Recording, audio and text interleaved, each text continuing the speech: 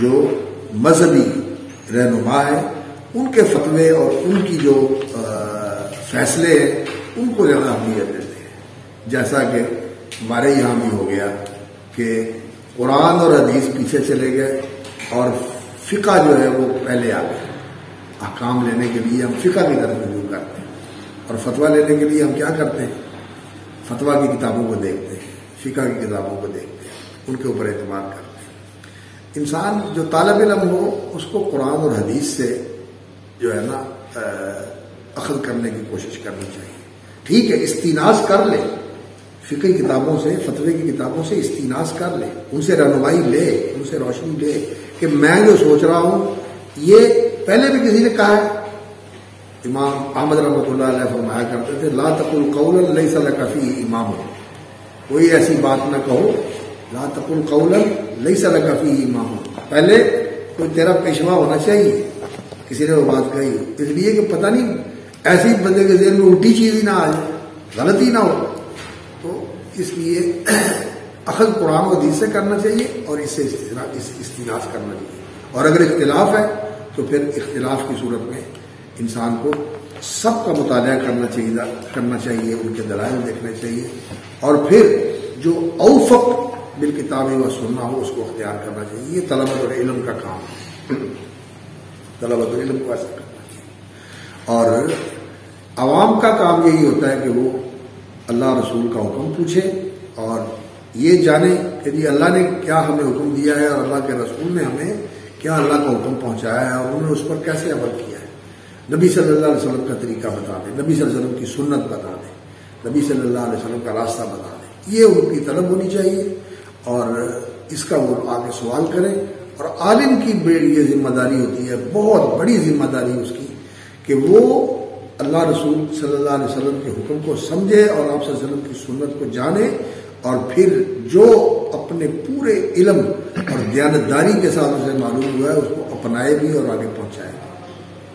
اس کے دل میں انقباض نہیں ہونا چاہیے. کوئی چیز واضح ہو گئی ہے فوراً اس کو قبول کر لیں، فوراً اس کو قبول کر لیں. لیکن یہ جو ہماری تعلیم اور تربیت اور ذہن سازی ہے نا، یہ ایسا بنا دیتی ہے کہ بندہ پھر جو ہے نا وہ ایک ایسی پٹی پڑ جاتی ہے، چڑھ جاتی ہے اور اینک لگ جاتی ہے انسان کو کہ بندہ پھر اسی کے ساتھ ہی تو سوچتا ہے اور اسی کے ساتھ ہی دیکھتا ہے اور وہ کھلے اور آزاد ذہن کے ساتھ نہ پڑھتا ہے، نہ سنتا ہے، نہ دیکھتا ہے.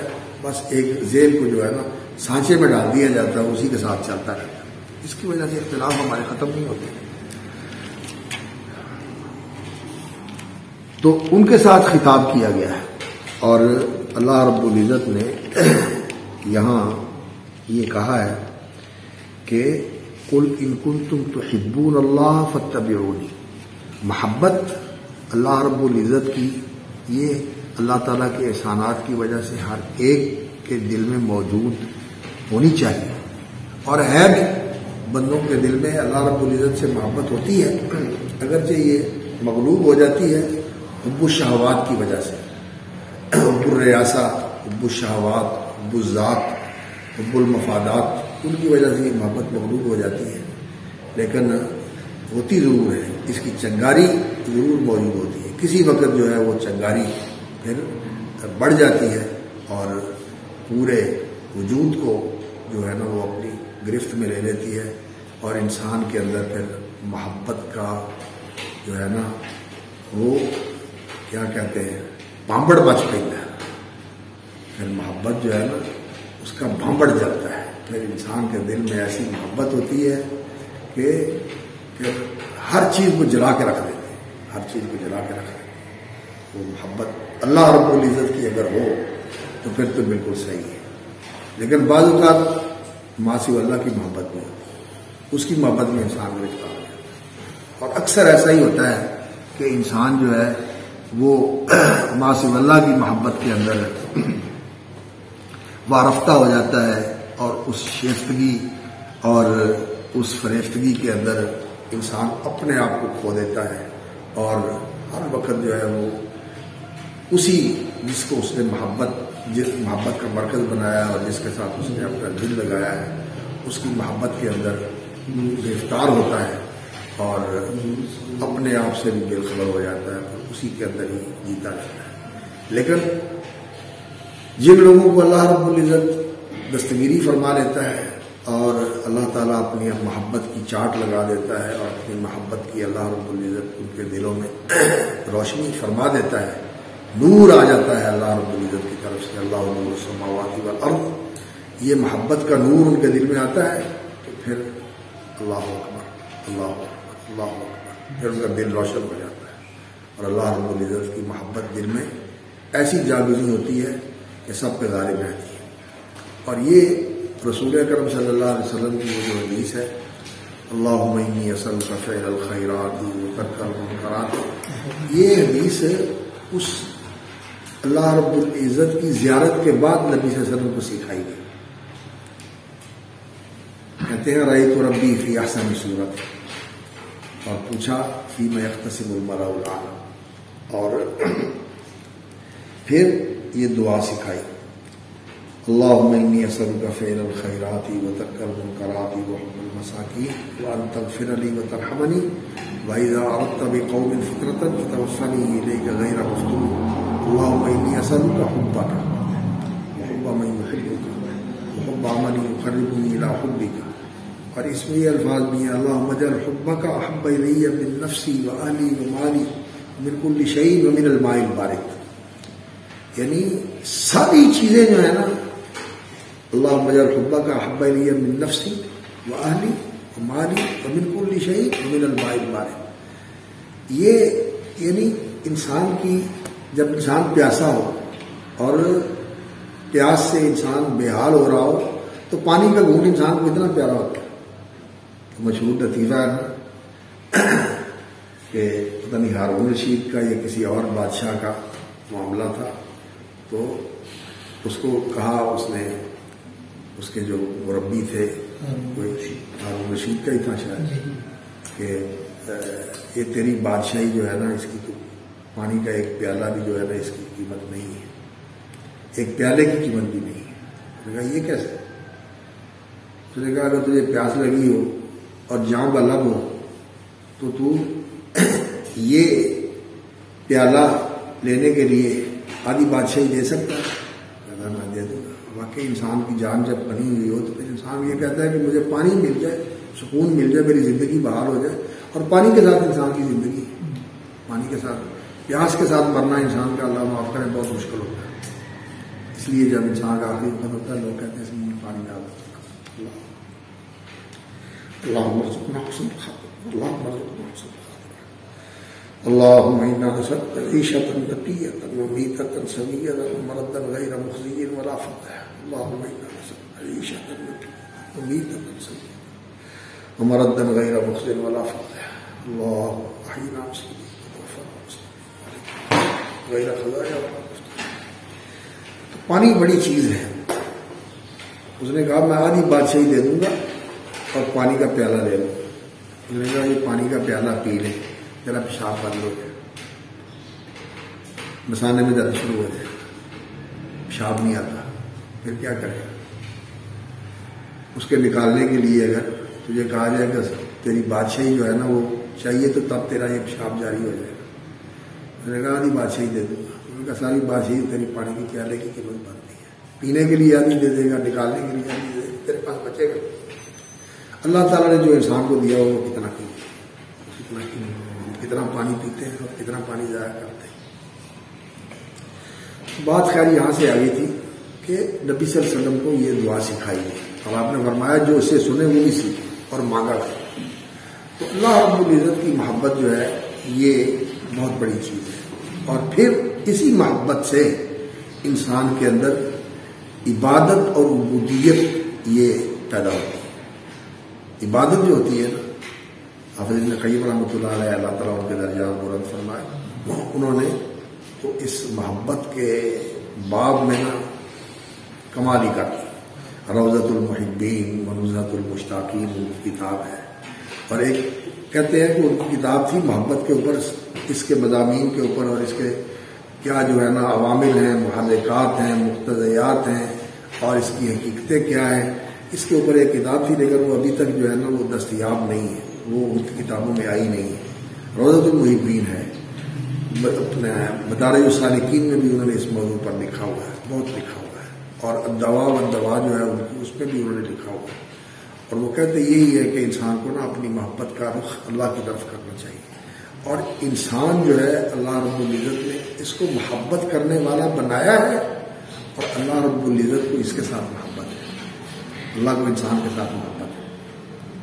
اللہ نہیں چاہتا کہ بندہ دوزخ میں جائے, پسند نہیں ہے اس کو, لیکن یہ بندے نے جانا ہے تکو تکی. بندہ خود جو ہے دوزخ کی طرف جاتا ہے, اللہ رب العزت نہیں چاہتا کہ یہ ادھر جائے. اللہ رب العزت نے بڑا انتظام کیا کہ بندہ جو ہے دوزخ کے راستے کی طرف نہ جائے. اللہ تعالیٰ نے دل میں بھی بات رکھی. اللہ رب العزت نے انسان کو ٹھوکریں بھی لگائی کہ بندہ اللہ کی طرف آ جائے. یہ جو انسان کو تکلیفیں آتی ہیں, آزمائشیں آتی ہیں, پریشانیاں آتی ہیں, یہ کس لیے آتی ہیں؟ لعلہ یتذکرون. اور ظہر الفساد فی البر والبحر بما کسبت ایدی الناس لیذیقہم بعض الذی عملوا لعلہم یرجعون. اللہ یرجعون. یہ اللہ رب العزت اس لیے بندے کو کھینچتے ہیں, ٹھوکر لگاتے ہیں, اور بندے کو تکلیف پہنچاتے ہیں کہ بندے کو خدا یاد آئے, بندہ اللہ کی طرف آئے. اللہ تعالیٰ انسان بھول جاتا ہے, انسان میں بڑی غفلت ہے. نسیان اور غفلت جو ہے یہ انسان کا بہت بڑا بات ہے. تو اللہ تعالیٰ کو بندے سے محبت ہے, اور بندہ اللہ رب العزت سے محبت کرے تو پھر اللہ تعالیٰ اس کا بہت بڑھ کر رسپانس دیتے ہیں. الغفور الودود ہے, اور یحب الصالحین ہے, اور یحب المتقین ہے, یحب المحسنین ہے, اور یحب التوابین و یحب المتطہرین ہے. یہ اللہ رب العزت کو بندوں کے ساتھ ان اوصاف کی وجہ سے پھر محبت ہوتی ہے, اور اللہ رب العزت کی محبت کی وجہ سے پھر انسان کے اندر عبادت اور عبودیت یہ جذبہ پیدا ہوتا ہے. اور یہ عبادت اور عبودیت جب انسان کے اندر آتی ہے تو پھر قل ان کنتم تحبون اللہ فاتبعونی, تو اللہ رب العزت سے محبت, اور وہ محبت عبادت کے درجے پہ پہنچ گئی, اور اس نے عبودیت کا رنگ اختیار کر لیا, تو پھر انسان کے لیے راستہ کیا ہے؟ اللہ رب العزت کے سب سے محبوب عبد کامل محمد رسول اللہ صلی اللہ علیہ وسلم کے نقش قدم کی پیروی کرنا, ان کے نقش قدم پہ چلنا. جو رسول اکرم صلی اللہ علیہ وسلم کا راستہ ہے وہ راستہ اختیار کرنا. آپ دیکھ لیں کہ دوسرے نبیوں کے لیے القاب اور ہیں, لیکن محمد رسول اللہ صلی اللہ علیہ وسلم کے لیے جو لقب سب سے زیادہ عزت اور شرف والے مقامات پر اللہ رب العزت نے بیان فرمایا وہ کیا ہے؟ عبد.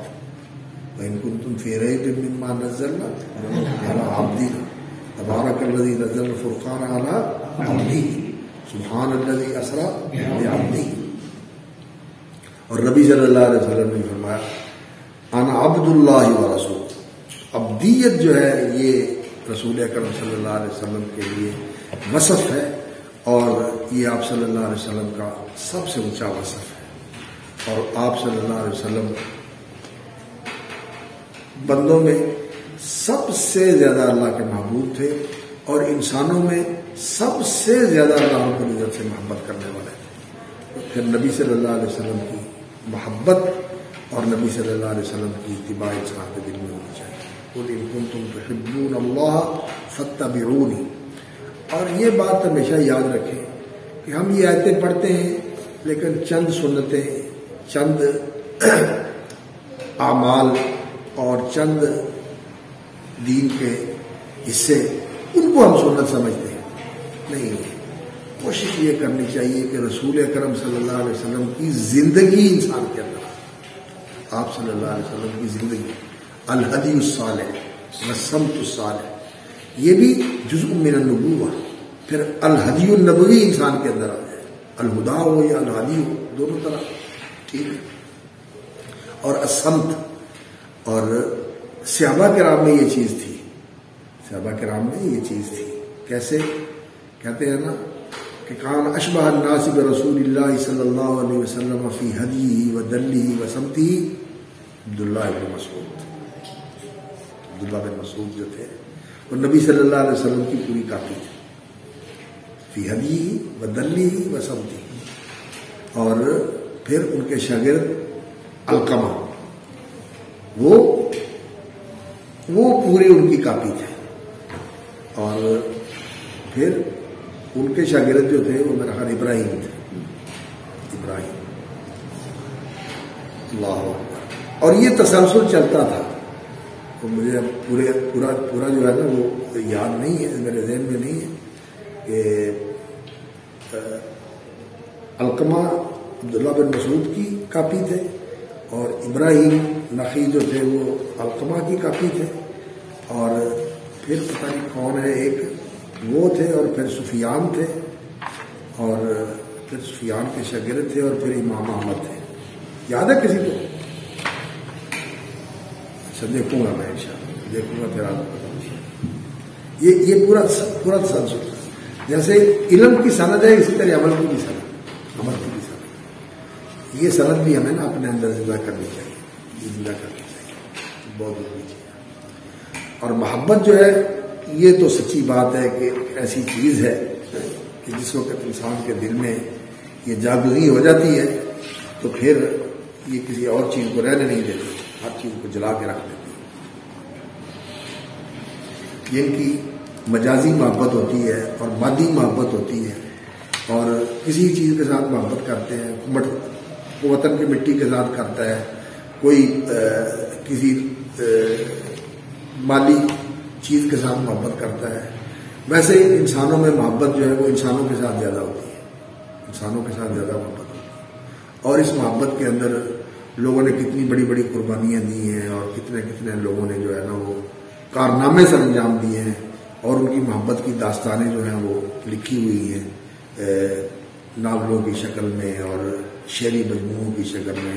ہیر اور رانجھے کی محبت، اور سونی اور مہیوال کی محبت، اور مرزا اور صاحبہ کی محبت، کتنی داستانیں لوگوں نے بنائی ہوئی ہیں، اور لوگوں کے اندر بھی یہ چیزیں موجود ہیں. تو یہ چیزیں انسان کے لیے اس محبت کا محرک ہونی چاہیے جو اصل محبت ہے. سچ محبت اللہ والی نافع دوئی جہانی، عشق الہی حاصل جنا فضل تنا رحمانی. اللہ غافر صاحب کا کلام ہے، حافظ محمد لکھوی رحمۃ اللہ علیہ. وہ کہتے ہیں کہ سچ محبت اللہ والی. پہلے وہ کہتے ہیں کہ دنیا کے ساتھ محبت نہیں کرنی چاہیے اور دنیا کی چیزوں کے ساتھ محبت نہیں کرنی چاہیے.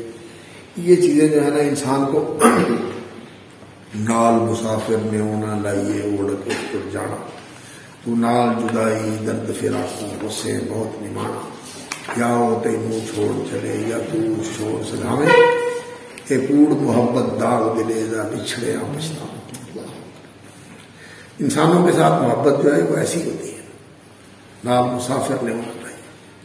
نیو کا مطلب کیا ہوتا ہے؟ محبت کی بنیاد رکھنا. نی ہوتی ہے نا، نیو بھی کہتے ہیں اس کو. تو سچ محبت اللہ والی نافع دوئی جہان، عشق الہی حاصل جنا فضل تنا رحمت. انسان کو اپنے اندر یہ چیز پیدا کرنی چاہیے. یہ ہے اصل چیز.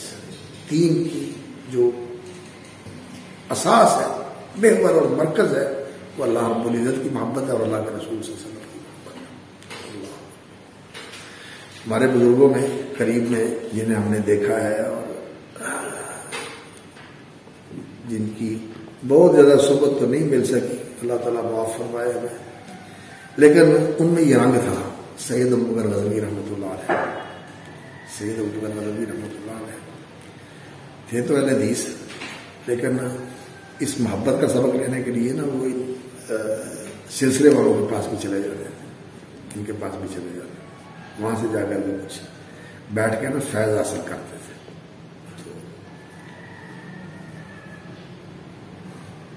اللہ تو وہ فارسی کے شعر، پنجابی کے شعر اور عربی کے شعر وہ پڑھا بھی کرتے تھے، اور ان کے پاس بیٹھ کے نا یہ محبت کا انسان کو شعور بھی ہوتا تھا کہ محبت کیا چیز ہوتی ہے. اس کی وجہ سے جو انسان کے اوپر محویت طاری ہوتی ہے، استغراق طاری ہوتا ہے، پھر انسان کو اس میں جو حلاوت اور لذت ملتی ہے وہ واقعتاً عجیب چیز ہے. میں نے ان کو نماز پڑھتے ہوئے دیکھا، سردیوں کے دن تھے، انہوں نے اوور کوٹ پہنا ہوا تھا. مغرب کی نماز کے بعد وہ نوافل پڑھتے تھے، مغرب کی نماز کے بعد نوافل پڑھتے تھے. بڑا خوبصورت ان کا رنگ تھا، شکل جو تھی بڑی پیاری تھی، سفید براق کپڑے پہنتے ہوتے تھے، سر پہ ٹوپی بھی لیتے ہوتے تھے، وہ 2 پلی والی وہ نماز پڑھتے ہوئے، اور کوٹ پہنا ہوا اوور کوٹ، سردی کے دن. میں نے سچی بات ہے اس خشوع کے ساتھ نماز پڑھتے ہوئے کم ہی کسی کو دیکھا، بہت خشوع کے ساتھ، جیسے کسی چیز کا پتہ ہی نہیں، ستون کی طرح کھڑے ہوئے لمبے نفل پڑھ رہے. اور اس وقت میں چھوٹا تھا جب ان کے والد صاحب حضرت سید ابو غزنوی رحمۃ اللہ علیہ ہمارے والد صاحب کے پاس آئے، ہمارے گھر میں ٹھہرے تھے. اللہ، اور ان کو بھی دیکھا تھا وہ نماز پڑھتے تھے مغرب کی نماز کے بعد. عصر کے وقت آ گیا، مغرب کی نماز پڑھی انہوں نے، مغرب کی نماز کے بعد وہ بھی نوافل پڑھتے تھے مغرب کی نماز. لیکن اس وقت مجھے بالکل شعور نہیں ہوتا، بہت چھوٹا تھا، 7-8 سال کی عمر تھی، 8-9 سال کی ہوگی، اتنا زیادہ شعور نہیں ہوتا. لیکن سید ابو بکر غزنوی رحمۃ اللہ علیہ کو دیکھا، اللہ اللہ، وہ بڑے استغراق کے ساتھ نماز پڑھتے. اور یہ غزنوی خاندان کا امتیاز ہے کہ ان کی نماز جو ہے نا بڑی خشوع والی نماز ہوتی ہے، بڑی خشوع والی نماز. پٹی صاحب نے لکھا ہے اس کے متعلق، مولانا عبدالجبار غزنوی رحمۃ اللہ علیہ کے متعلق وہ پڑھے ان کی کتاب میں، مولانا عبدالجبار غزنوی رحمۃ اللہ علیہ. اور ان کا یہ تھا کہ اللہ رب العزت نے ان کو روحانی بڑی اللہ رب العزت نے برکت عطا فرمائی تھی. اور حضرت حافظ صاحب رحمۃ اللہ علیہ، بڑے حافظ صاحب حافظ بولوی رحمۃ اللہ علیہ فرماتے ہیں جب میں گیا نا امرت صاحب میں پڑھنے کے لیے، تو اس وقت امام صاحب رحمۃ اللہ علیہ، امام عبدالجبار غزنوی جو مولانا داؤد غزنوی کے والد تھے، سید ابو بکر کے دادا تھے، وہ حیات تھے. کہتے ہیں کہ میں نے ان کی صحبت میں دیکھا اور ان کا وہاں رہنا، نماز پڑھانا، درس دینا، طلباء کے ساتھ ان کا اٹھنا بیٹھنا، یہ میں نے دیکھا. تو 1 ہفتے کے اندر میں نے وہاں وقت گزار کے یہ محسوس کیا کہ اتنا روحانی فیض ہے ان کا، اتنا روحانی فیض ہے. اور میں تعجب کرتا تھا کہ یہ جو لوگ یہاں رہ رہے ہیں یہ اس کی وجہ سے پھٹ نہیں جاتے، اتنا اثر ہے، اتنا اثر ہے، اتنا اثر ہے. اور ان کے جو والد تھے سید عبداللہ غزنوی رحمۃ اللہ علیہ، اللہ علامہ شبلی نعمانی ادیب بھی تھے، مورخ بھی تھے، شاعر بھی تھے، اور عاشق مزاج بھی تھے. وہ عاشق مزاج بھی تھے، علم کلام کے بھی ماہر تھے. الکلام کے نام سے انہوں نے علم الکلام اور الکلام کے نام سے کتاب لکھی. وہ یہاں آئے امرتسر میں اور سید عبداللہ غزنوی رحمۃ اللہ علیہ کے مجلس میں بیٹھے اور ان کی گفتگو سنی. اور یہاں سے گفتگو سن کے گئے تو کہنے لگے میں ایسے شخص کو دیکھ کے آیا ہوں اور اس کے پاس بیٹھ کے آیا ہوں جس وقت اس کی زبان سے اللہ نکلتا ہے انسان کا دل پگھل جاتا ہے، انسان کا دل پگھل جاتا ہے. یہ چیز اس دور میں ہمارے اندر سے مفقود ہو گئی ہے، اس کو پیدا کرنے کی ضرورت ہے. انسان کا اپنا دل بھی پگھلے اور انسان کے ساتھ بیٹھنے والوں کے اندر بھی یہ چیز منتقل ہو. اس چیز کی ہمیں محنت کرنی چاہیے، اس کو حاصل کرنے کی کوشش کرنی چاہیے. اللہ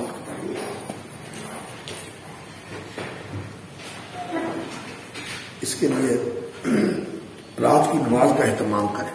رات کی نماز بہت عظیم چیز ہے. محبت والوں کے لیے نا ہوتی رات ہے، ان کے لیے رات ہوتی ہے. رات کا جاگنا، رات کا یاد کرنا، رات کا جو ہے نا اللہ رب العزت کے ساتھ تعلق جوڑنا، یہ بڑی چیز ہے. اس کا اہتمام کریں اپنی زندگی کے اندر. سید ابو بکر غزنوی رحمۃ اللہ علیہ سے منقول ہے، انہوں نے پڑھا، کہتے ہیں کہ مجھے نا ایک چرواہے نے محبت کا راز بتا دیا. وہ چرواہا جو ہے نا وہ دوڑا پڑ رہا تھا. ادھی راتی اٹھ وچ باری دے کھلونی ہے. ادھی راتی اٹھ وچ باری دے کھلونی ہاں تے ہنجواں دے رو رو ہار پرونی ہاں. دیوا بال کے بنیرے اتے رکھ تیری تکنی الا سجنا تیرے عشق وچ سڑ کے تے ہوئی ہاں سوا سجنا. اللہ